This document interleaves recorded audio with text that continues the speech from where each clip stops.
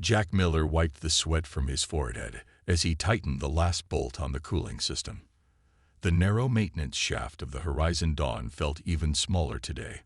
The ship's warning alarms had been blaring for 20 minutes, but that was normal during routine drills. Jack didn't worry. He focused on finishing his repair job. Almost done, he muttered to himself as he reached for his tablet to run a diagnostic test. The cooling system had been giving the crew trouble for weeks. If they didn't fix it soon, the ship would start overheating during long jumps through space. The ship suddenly shook violently. Jack hit his head against a pipe. This was no drill. He tapped his communication device. Engineering to bridge. What's happening? Jack called out. Static answered him. He tried again. This is Miller in Shaft B7. Anyone copy? More static. Jack gathered his tools quickly and began crawling toward the exit. The ship trembled again, harder this time. Emergency lights flashed red in the small space. When Jack finally pushed open the access panel and climbed out into the main corridor, he found it empty. Warning lights flashed everywhere. The ship's automated voice spoke calmly over the speakers. Emergency evacuation in progress. All personnel report to escape pods. 2 minutes remaining until departure. Jack ran. His boots pounded against the metal floor as he raced toward the nearest evacuation zone. He passed empty rooms and abandoned posts. How long had the alarm been going? He had thought it was just another drill. Wait, he shouted as he reached the evacuation chamber. Through the thick window, he saw the last escape pod detach from the ship.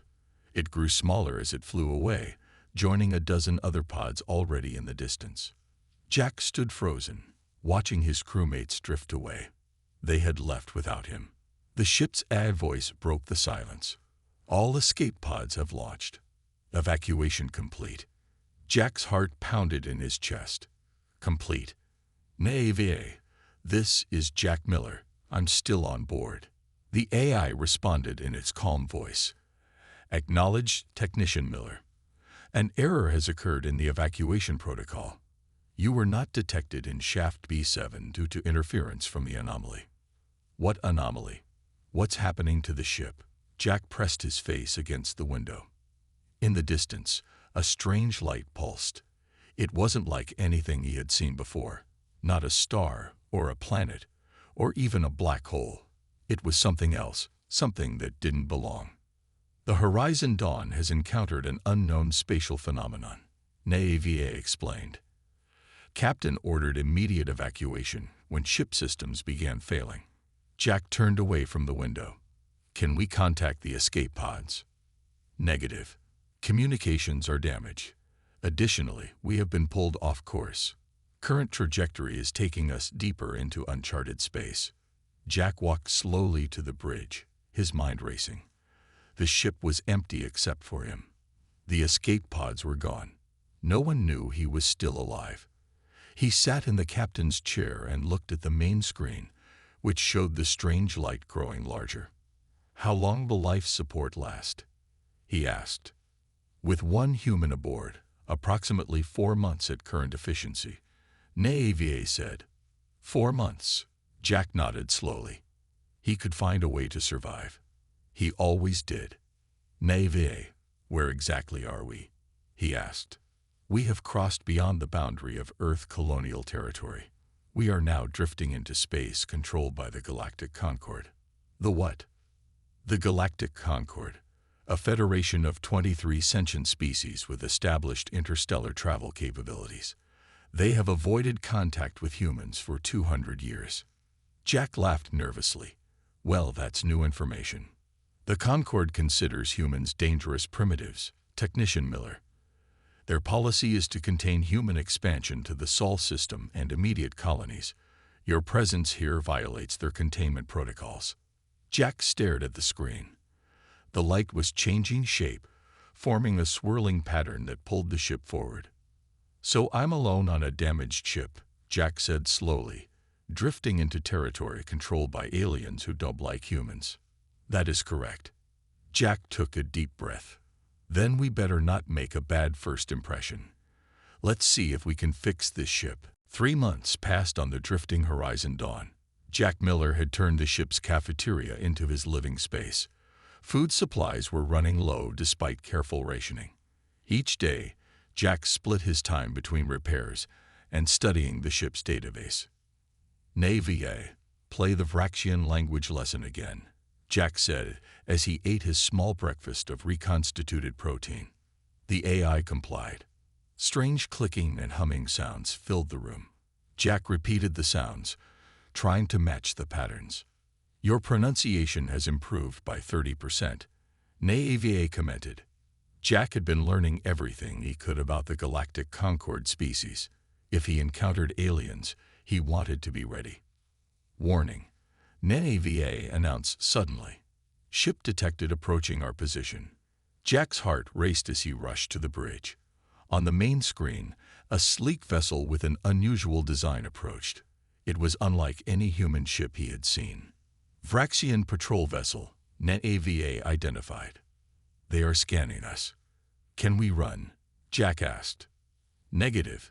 Engine systems remain at 15% capacity only." The communication system crackled. Strange clicking sounds came through the speakers. "They are requesting identification," Navia translated. "They seem surprised to detect a human vessel in this sector." Jack took a deep breath. Tell them we experienced a technical failure and the crew evacuated. Say I'm the remaining technician trying to repair the ship." Minutes later, the Vraxian ship moved closer. Jack watched nervously as a docking tube extended from their ship to the Horizon Dawn's airlock. "They're coming aboard," he whispered. Jack waited at the airlock, his hands trembling slightly. The door hissed open. 3 tall figures stepped through. They had shimmering exoskeletons and multiple limbs. Their heads featured large compound eyes that reflected light in rainbow patterns. They carried devices that Jack assumed were weapons. The tallest Vraxian clicked and hummed. A device on its chest translated into English. "Human, you are trespassing in Concord space." Jack bowed his head, remembering the cultural notes from Navia's database. "I apologize. Our ship encountered an anomaly. The crew evacuated. I was left behind accidentally." The Vraxians examined him with obvious curiosity. They consulted among themselves in rapid clicks. "You will come with us," the translator finally said. "Human presence here must be reported."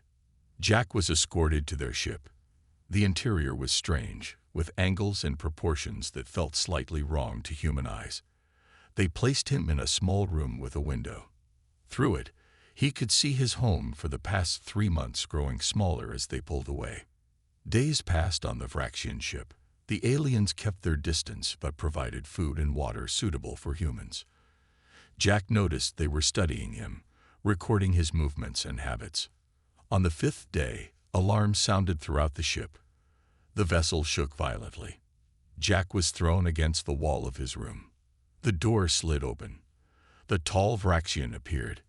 "Ship under attack. Pirates," the translator said. "Engine control damaged." Jack understood the urgency in the alien's posture.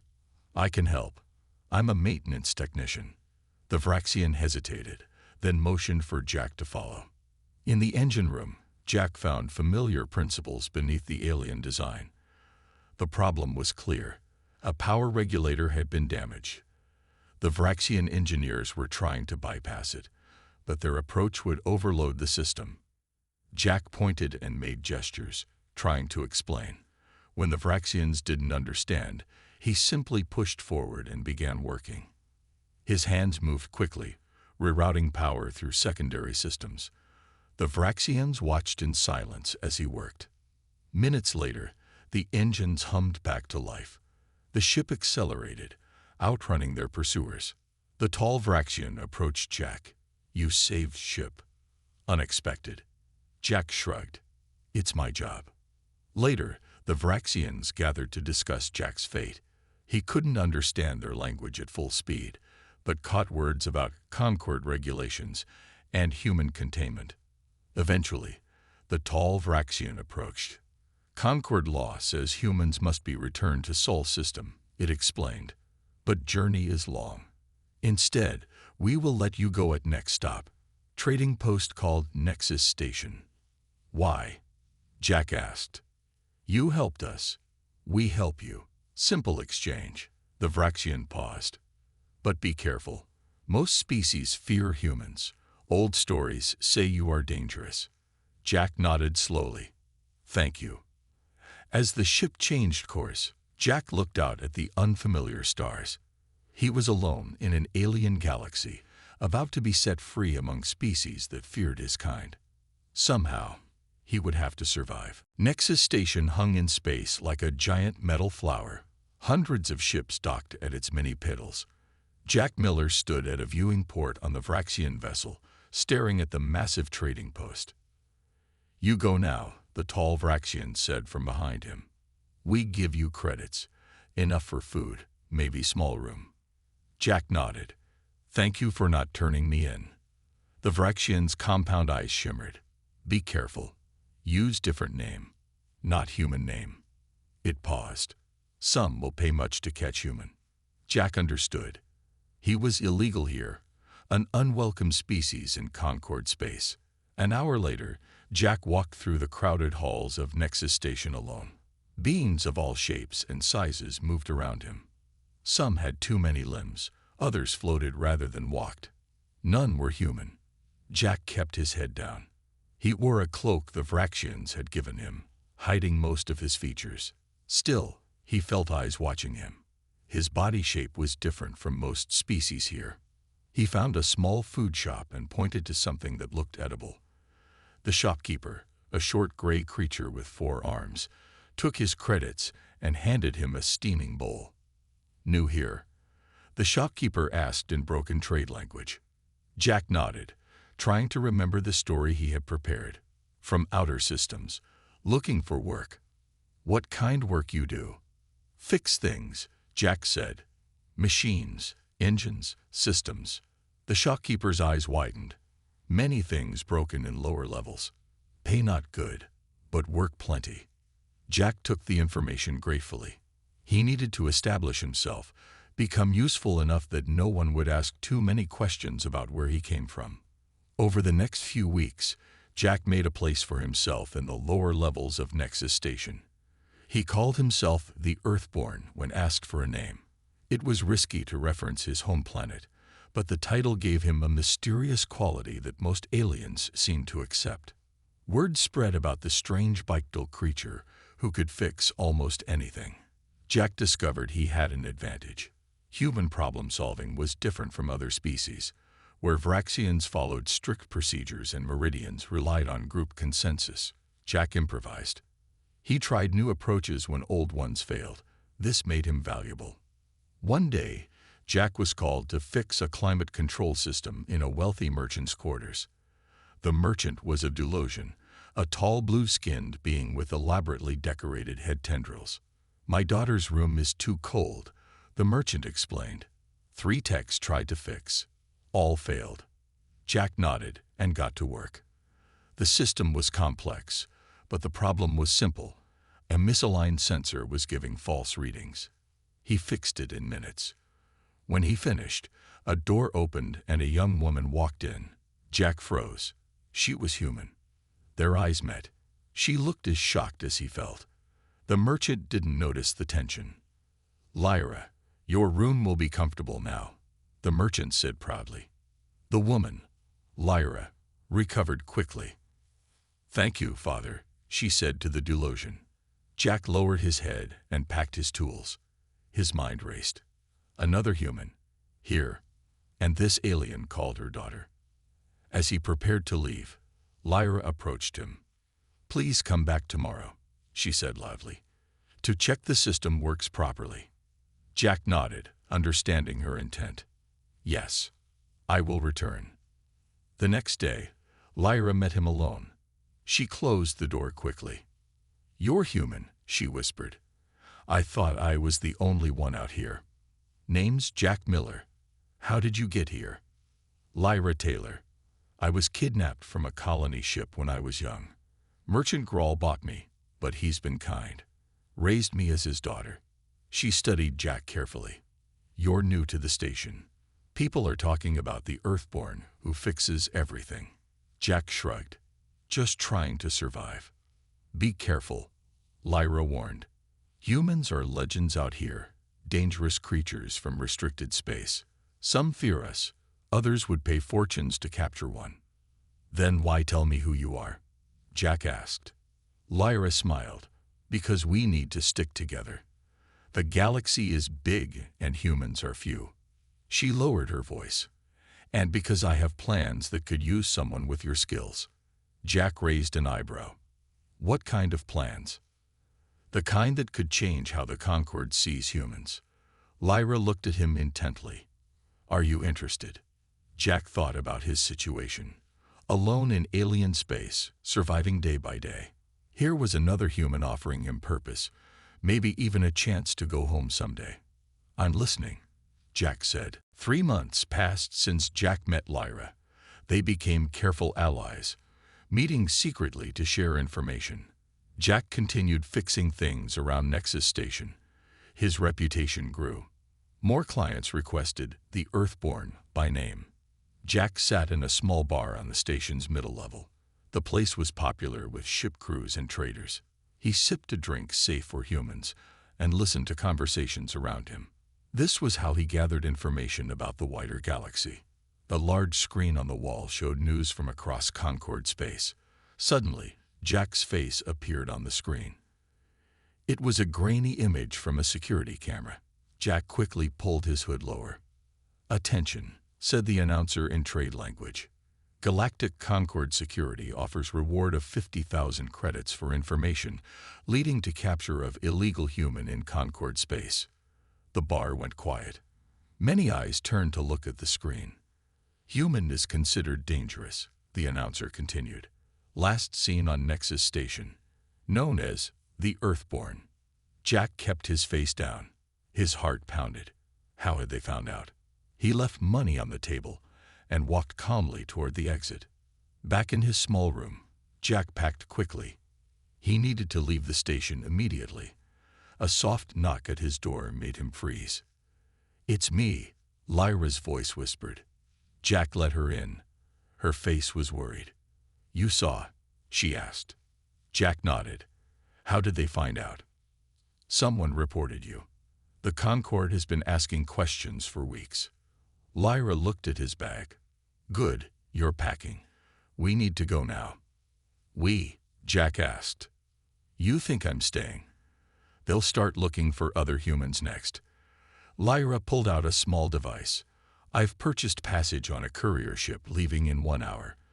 The captain owes me a favor. Where will we go? Jack asked. Outer systems, places the Concord doesn't control fully. Lyra smiled slightly. I've been planning for something like this. I have credits saved and contacts on 3 different stations. Jack nodded. Lyra had lived in this world much longer than him. He trusted her judgment. They moved carefully through the station, using service corridors and maintenance shafts. Jack was glad now for all the repair jobs that had taught him the station's hidden paths. The courier ship was small but fast. The captain, a reptilian being named Strel, asked no questions when Lyra transferred the payment. Extra fee for no passenger record, Strel hissed, and Lyra paid it. As the ship detached from Nexus Station, Jack felt a strange mix of relief and worry. He was escaping the immediate danger, but now he was truly hunted. Why such a large bounty? Jack asked as they settled into the small cabin they would share. 50,000 credits just for being human in the wrong place. Lyra shook her head. It's not about the money. The Concord fears humans. They always have. Why? We're not that advanced compared to them. Lyra pulled out a small data device and showed him images of ancient texts and artifacts. I've been collecting these for years, she explained. The Concord has a hidden history. According to these records, humans once had a vast empire thousands of years ago. Jack stared at the images. That's impossible. Earth only achieved space travel a few centuries ago. These records suggest otherwise. They claim humans fought a terrible war with another species. Both nearly destroyed each other. The humans retreated to their home system and lost their technology. The other species went extinct. Jack struggled to believe it. If that's true, why don't we know our own history? The war happened over 20,000 years ago. Earth would have had time to fall and rise again many times. Lyra looked at him seriously. The Concorde contained humans in the Sol system because they fear what we might become again. Your ability to adapt, to solve problems differently, that scares them. The ship jumped to faster than light travel. Through the small viewport, stars stretched into lines. So what do we do now? Jack asked. We survive, Lyra said. We find others like us, and we prove we're not what they fear. She smiled. First step, we need our own ship. Jack nodded. What should we call it? Lyra thought for a moment. Second chance, because that's what we both got. 6 months later, Jack and Lyra stood on the bridge of their ship, the Second Chance. They had bought the small vessel with money earned from a risky but profitable smuggling job. The ship wasn't large or fancy, but it was theirs. We've got a message from Creel, Lyra said, checking the communications panel. Creel was a Meridian trader who sometimes passed them information. What does he say? Jack asked. He was adjusting the ship's navigation system, a tricky task since they had modified it to hide their energy signature from Concorde patrols. He says there's a small human settlement on Vega Prime. It's in the outer systems, barely on any maps. Jack looked up in surprise. More humans? Out here? Lyra nodded. Apparently they're descendants of a lost colony ship from centuries ago. They've been living in isolation, mostly ignored by the Concorde. They set course for Vega Prime immediately. The journey took 2 weeks through dangerous areas of space. Twice they had to hide from Concorde patrol ships. Once they outran a pirate vessel. Jack's skills as a mechanic kept their engines running even when parts failed. Vega Prime was a small rocky planet with thin air and little water. The human settlement sat in a deep valley where the conditions were a bit better. Jack and Lyra landed their ship a short distance away and approached carefully on foot. The settlement had about 200 simple buildings. People moved about, looking much like any humans from Earth except for some minor differences in their features and clothing. As Jack and Lyra approached, guards with primitive weapons stopped them. We come as friends, Jack said, raising his hands. We're humans too, from the Sol system. The guards looked suspicious but took them to meet the settlement's leaders. In a central building, they met a woman named Nina Patel. She had gray hair and sharp eyes. Sol system humans? Nina asked. Our records say Earth is contained by the Concorde. How did you get here? Jack briefly explained how he had been left behind on the Horizon Dawn and how he met Lyra at Nexus Station. He didn't mention the bounty on his head. Interesting, Nina said. Our ancestors crashed here 400 years ago. We've stayed hidden, trading occasionally with friendly species who keep our secret. We didn't know other humans existed outside the Sol system, Lyra said. Nina smiled slightly. That's how we've survived. The Concorde mostly ignores us because we're primitive by their standards. She gestured around the simple room. But appearances can be deceiving. She led them to a hidden door and down a long stairway. Below the settlement was a large underground facility filled with technology. People worked at stations studying various alien devices. We've been collecting and studying Concorde technology for generations, Nina explained. We may look primitive above ground, but down here we're learning their secrets. Jack walked around, examining the technology. Much of it was familiar from his time as a ship technician, but some was completely new to him. This is amazing, he said. What do you do with all this knowledge? Nothing, yet, Nina admitted. We're too few, too isolated. But someday humans will break free of the Concorde's containment. We want to be ready. What if that day is coming sooner than you think? Lyra asked. She told Nina about the ancient records suggesting humans once had a vast empire. Nina wasn't surprised. We found similar evidence. The Concorde has been hiding human history for thousands of years. Later, as they shared a meal, Jack had an idea. What if we work together? Lyra and I have a ship. We can move around Concorde space. You have knowledge and technology. What are you suggesting? Nina asked. A network, Jack said. We find more humans and other species who oppose the Concorde. We share technology, information, resources. Dangerous, Nina warned. The Concorde would hunt you even more aggressively. Jack shrugged. They're already hunting me. 50,000 credit bounty. Nina's eyes widened. That's the largest bounty I've ever heard of for a single person. Then I'm already their most wanted, Jack said. We might as well give them a real reason to worry. Nina thought for a moment, then nodded slowly. We have something that might help you. A scientist named Dr. Even Wright has been working on combining human and alien technology in new ways. That could be valuable, Lyra said. Very, Nina agreed. If you're going to build this network, you'll need something valuable to offer. Something only you can provide. 1 year passed. Jack and Lyra built their network carefully. They traveled between hidden outposts and secret meeting places.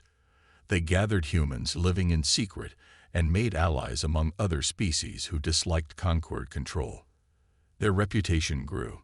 The Second Chance became known as a ship that delivered special technology, devices that combined human creativity with alien science. Dr. Even Wright's inventions were unlike anything in Concorde space. Navigation systems that worked in areas where normal devices failed. Communication tools that couldn't be tracked. Medical equipment that adapted to different species. These technologies made Jack and Lyra valuable to many groups. The Concorde noticed. The bounty on Jack increased to 200,000 credits. Now he was truly the most wanted human in the galaxy. Jack sat in a private room at a trading post called Black Reef. The place was known for illegal deals and no questions asked. He waited for a new contact, someone Nina had said might help expand their network. The door opened. A tall human man walked in. He had dark hair and moved with confidence. You must be the famous Earthborn, the man said with a smile. I'm Eric Daniels. Jack studied him carefully. How did you end up out here, Eric? Colony ship attacked 15 years ago. I was captured, sold, escaped. Eric sat down across from Jack. I've been living on the edges of Concorde space ever since. They talked for hours. Eric knew many valuable contacts and hidden routes through dangerous sectors. He seemed perfect for their network. 2 days later, Lyra pulled Jack aside on their ship. I don't trust him, she whispered. Something feels wrong. Jack frowned. He knows things that could help us, and he's human, like us. Being human doesn't automatically make him trustworthy, Lyra warned.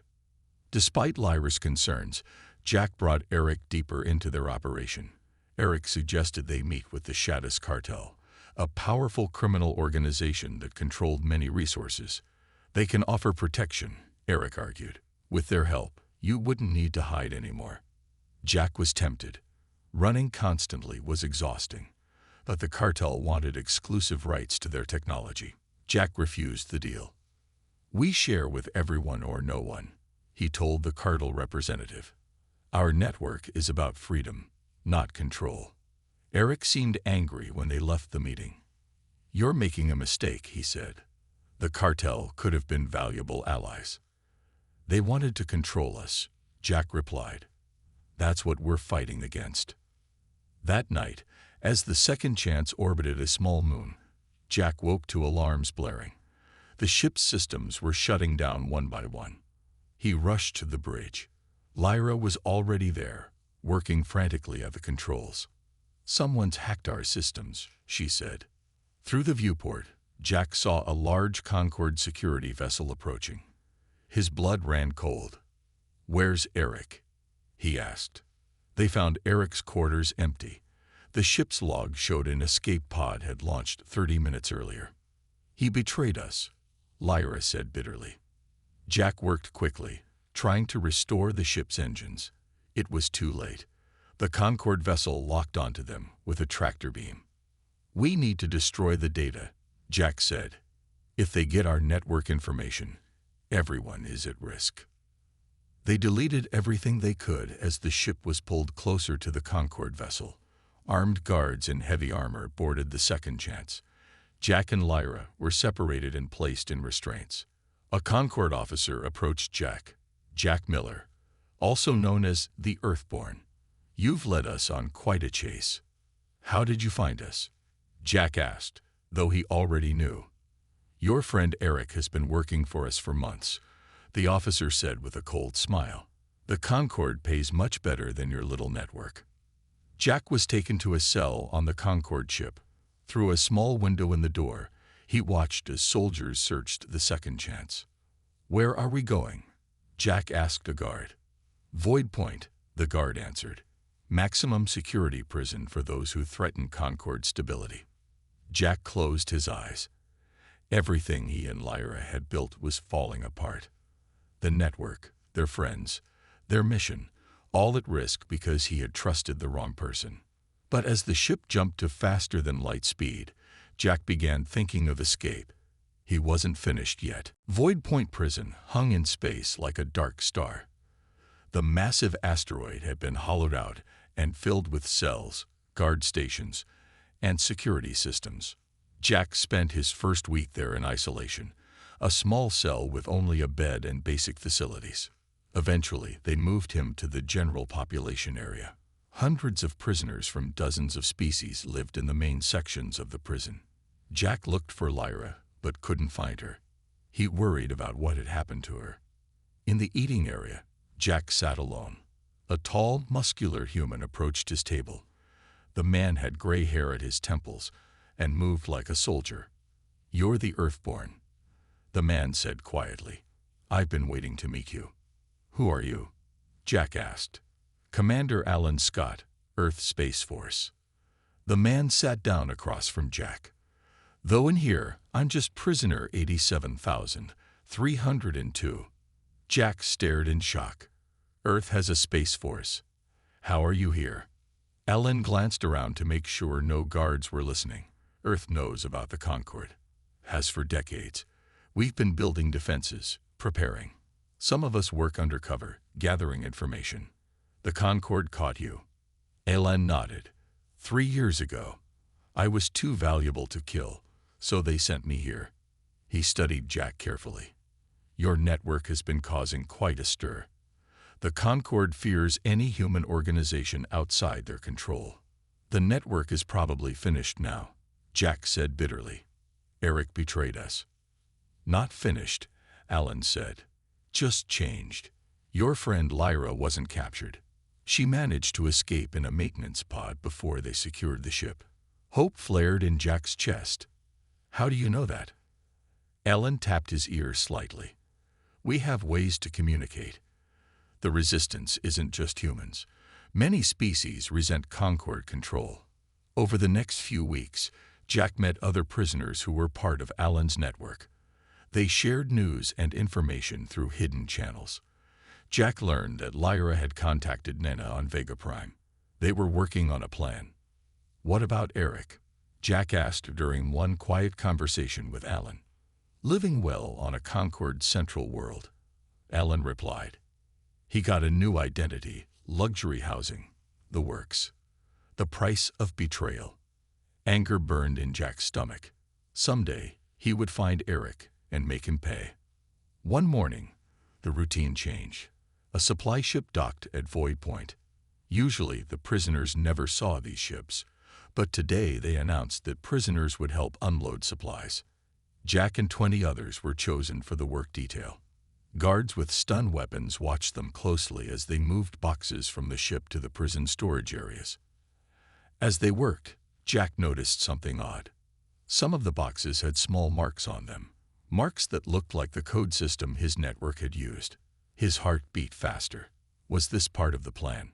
Halfway through the work, alarms sounded throughout the prison. Guards ran toward another section, shouting about a riot. Most of the guards watching the work detail ran to help. In that moment, a woman stepped out from the supply ship.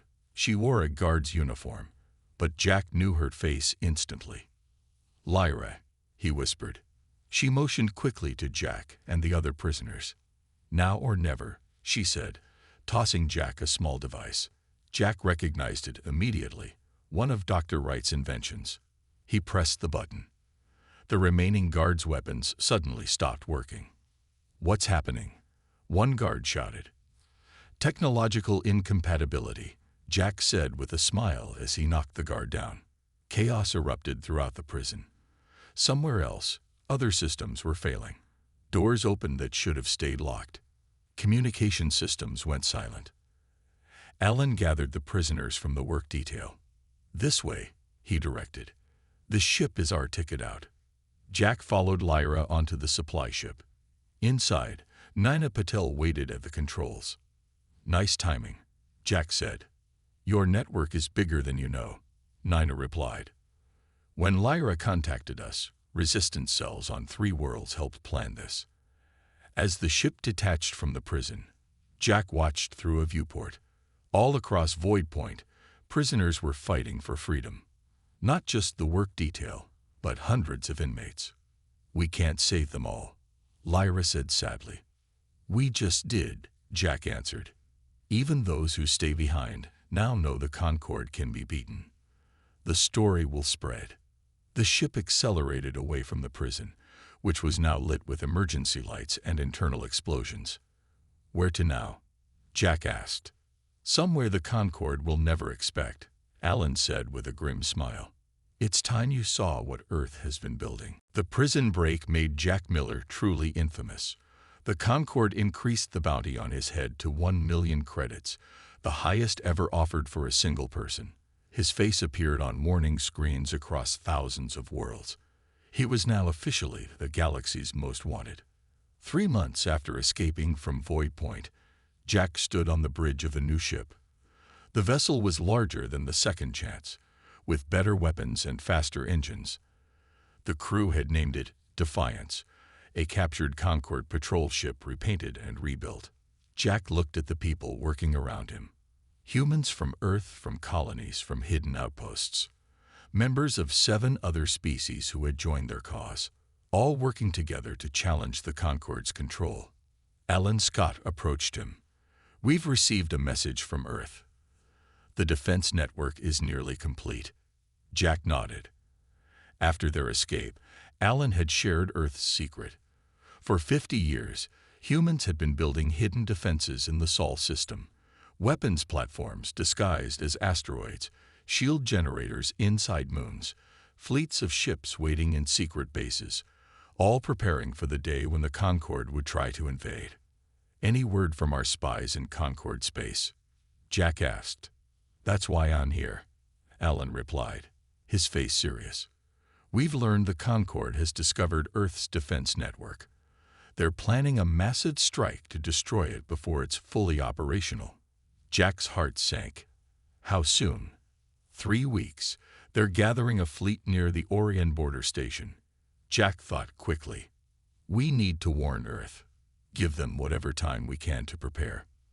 "There's more," Alan said. "Eric Daniels is part of the planning team.